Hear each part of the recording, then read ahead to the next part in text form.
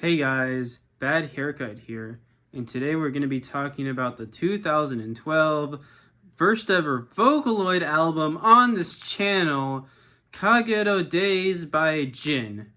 Jin is a multi-instrumentalist, producer, novelist, illist, animator, hailing from Hokkaido, Japan, and he is known as the mastermind behind the very beloved Kagerou project, which is widely considered nowadays to be a classic within Vocaloid. He has made around, I think, 5 albums. I'm sorry, I didn't really fact check much before making this other than some fandoms and Wikipedia articles. So if you expect this to be informative, then tough luck, buddy. But anyways, Kagerou Daze is his first ever LP, released in May of 2012. Well, the album starts off with the first track, which is Kagerou Daze, which is where the Kagerou project gets its name from. And I will say, Kagerou Daze, sound-wise, sounds so clean and professionally great. It doesn't use the Iya vocals. It's one of the few Jin songs using the Hatsune Miku vocals. And I will say, you can definitely tell that he has mastered the Hatsune Miku Vocaloid engine, because this just sounds so clean, so pristine. But all of his songs here have a story. They tell a narrative, and I think that's what you're interested in. So what's the narrative of Kagerou Daze? Well, I guess this is a little bit hard to follow, but basically, it's about two people who kind of wake up every single day on the morning of August 14th, kind of like a Groundhog Day, and they're trying to stop each other from dying in a bus accident, which is... I don't know why that's so funny to me. It's like it's just one of them just constantly dies over and over again, and they like switch who dies or something in that. Oh, I'm such a bad person. I'm sorry for laughing at that. Next up, we arrive at Headphone Actor, which I get is very important to the story, but this is the first ever Iya song I think Jin has ever made. It's the first Iya song ever, I think. Fact check that. Here's the fact check right here. And yeah, the lyrics are very dark. It is about the Headphone Actor arc from the manga, but like I feel like the whole Headphone Actor UK Yesterday thing from the manga feels more compelling than this actual song, which I don't know why, but Iya just sounds like so disinterested, and the lyrics are just so dark, so scary. It's pretty much about how Takane dies or something. Oh gosh, man, I'm messed up. Why do I laugh at children dying? I might need help for that. But anyways, I just feel like the song feels a bit boring, uninteresting. It definitely has some decent sound design, but it feels like just typical Vocaloid J-rock with not much enthusiasm or interest or really much of a sense of urgency, which definitely Jin was able to improve on, thankfully, but again, trial and error, I guess. And before you ask, yes, I think UK Yesterday is much better than this. But then after Headphone Actor, we get to Kuusou Forest, which is probably easily my favorite track on this entire album. And yes, I get that this track also kind of had an update with Shonen Brave, but like, I just absolutely love the sound design, the very depressing, lonely vocals that are kind of also uplifting, just given the story between both Mary and Seto, and I just find this very interesting, and I ironically have a bit of a nostalgic feel for this track. And also, it's one of the few Jin songs that isn't in A major / F sharp minor. This song is in A flat major. Wow, how creative. But yeah, just sound design sonically, and you get the piano in too, and the strings, I don't know, it's so beautiful to me, and I don't even really care about the whole Kuusou Forest / Shonen Brave stuff that much, but somehow the songs related to this are just so gorgeous and beautiful and inspiring, and I just enjoy that. But then we get to one of my least favorite tracks, and that is Ene no Dene Kiko, or Ene Cyber Journey, which this is actually so bad that when I first stumbled upon it, I thought it was some ungodly bizarro fan creation that served no plot relevance. But no, this is a part of Jin wrote this. I don't know what it is. I don't know what happened here, but like it sounds so bad. The Ia's like unlistenable. It's so high pitched, so screechy, so annoying. I don't know. I think in general, Jin eventually got used to using Ia properly, but Ia works best in like the middle alto-ish range, where like it's kind of more airy, more floaty, more melodic, more beautiful. But like this like higher echelon of just squealing. That's more for Miku. Miku works with that, but Ia does not, and it shows. And I guess this is about like, it isn't even about like surfing the internet. It's about just NA dealing with Shintaro's bullcrap and the XX route until he freaking kills her, which is just lame. And I feel like the song doesn't even matter anymore because later down the line, Jin made Lost Time Memory, which made this arc look way more interesting there. Well, meanwhile, this is just a total annoying sleeper snooze fest where I would just rather listen to like... Oh, I'm not gonna be that mean. But you get my point, okay? It just...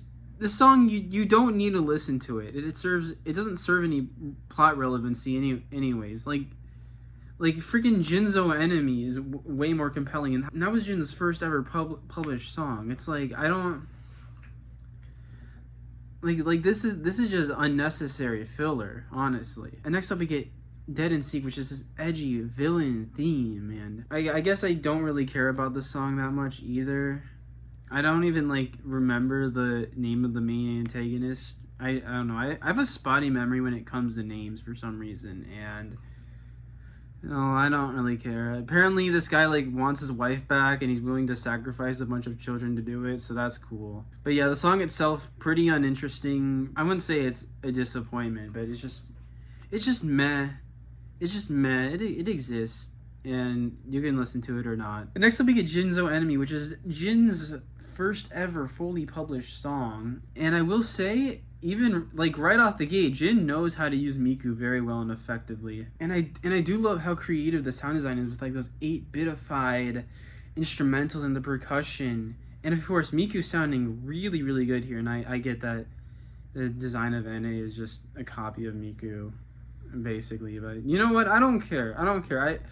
I feel like almost as if this was originally supposed to be a Miku song and Jin was like, oh shoot, I have like this creative idea that I can just build off of, maybe. Or maybe that's blasphemy and you're gonna absolutely grill me in the comments for this. Honestly, I deserve to be grilled in the comments for almost everything I'm saying here, so... But yeah, it's basically NA getting sick and tired of how much of a loser Shintaro is, which, good thing there's no human soul inside of my computer that would get disappointed in me every time I open the laptop. And you know what, never mind, let's move on to the next song. And next up we get the Toumei Answer, or Transparent Answer in Hamburger language. And I will say, is also one of my favorite songs on this album, given it is repetitive, but I do really love the sound design here as well. And it's in B major now. B major, that's a very good key. I like, actually, is it B major or is it G sharp minor? You know, it doesn't matter. But the storytelling here is so beautiful, so heart-wrenching, so heartbreaking. Yes, I get it.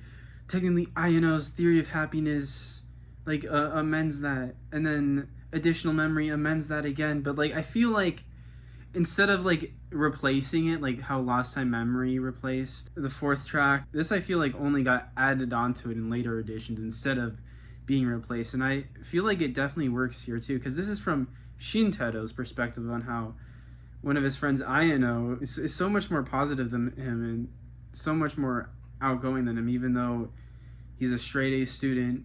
But then once he loses Ayano, refuses to take care of her, then he just falls into a deep depression and drops out of school despite being a straight A student. Which next we get to Kisargi Attention, which just feels like a very beta version of Otsukimi Recital.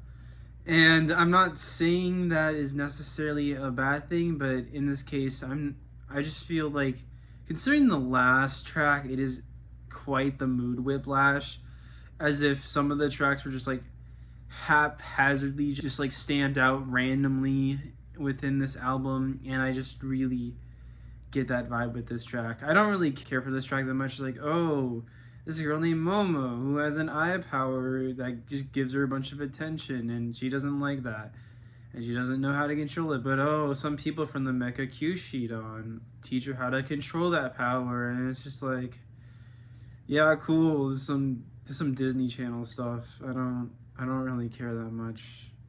I'm not saying it's a bad song by any means. I do like the sound design. Of course, there's strings again. Yeah, I love strings. But I just don't really see myself going back to this song that much, if ever. And then next up we have Mekakucity Code, which is a pretty generic song about the Mekakucity that I don't really care for. I mean, technically it's the second song Jin ever made, I think, with again the Hatsune Miku vocals, which is a nice change of pace a little bit, I guess. And I guess it's the first ever song about Keto, even though Keto gets like a much better song like 7 years later. So but oh well, I guess it's story-wise important, along with the next song, Kahona no Sekai Jijo, which is ironically about the first song, which is about Kahona trying to stop Hibiya and Hirori from dying over and over again on August 15th, which is still funny to me. But the song itself kind of sucks. Kind of this obnoxious duet between Iya and Miku, who can sound the most obnoxiously high-pitched and annoying, and